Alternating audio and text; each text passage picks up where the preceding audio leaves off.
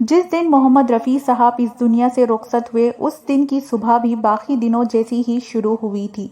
संगीत से भरी हुई उनके बंगले में एक बंगाली भजन की रिहर्सल चल रही थी।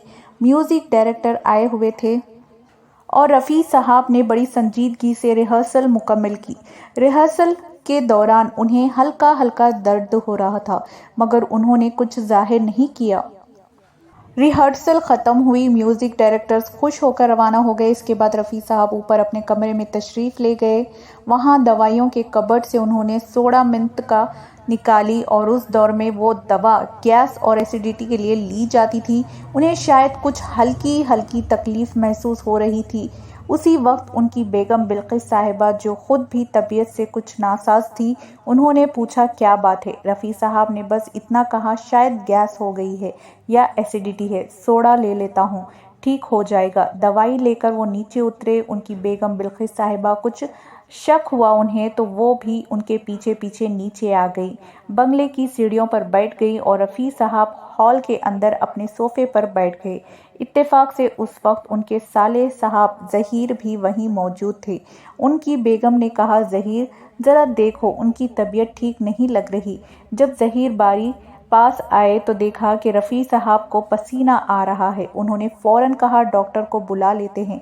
घर के पास ही रहने वाली फैमिली डॉक्टर डॉक्टर चंद्रमुनि, उनको बुलाया गया।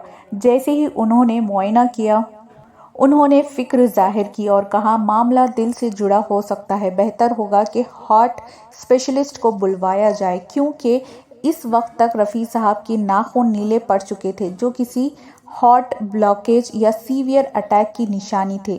हार्ट स्पेशलिस्ट तशरीफ़ लाए, ऑक्सीजन सिलेंडर भी साथ लाए। उन्होंने तस्लीम किया कि रफ़ी साहब को हार्ट अटैक आया है। बिल्किस साहिबा को ये बात बहुत नरमी से समझाई गई।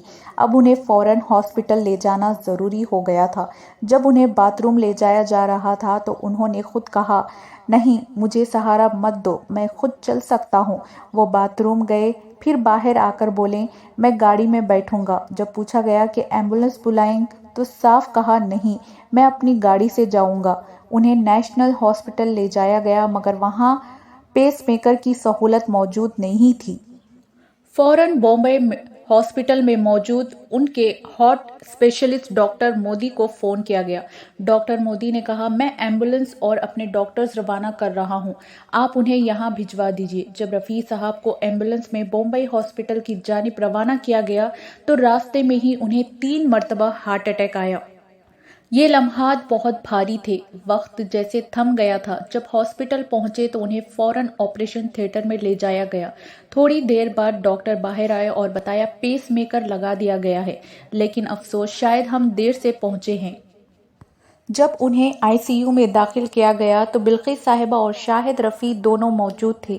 रफ़ी साहब को कई ट्यूब, ऑक्सीजन पाइप्स और मॉनिटर से जोड़ा गया था, जो उन्हें बिल्कुल पसंद नहीं आया। उन्होंने डॉक्टर से कहा, अरे यार, हटो यहाँ से। वो गुस्से में उठकर बैठ गए। डॉक्टर ने बिल्किस साहिबा से इल्तिजा की, प्लीज़ उन्हें समझाइए। उन्होंने बहुत नरमी और मोहब्बत से कहा, आप बच्चों की तरह जिद क्यों कर रहे हैं?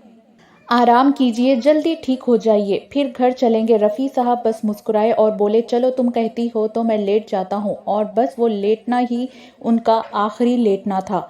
2 मिनट के अंदर डॉक्टर आए और कहा, ही इज़ नो मोर।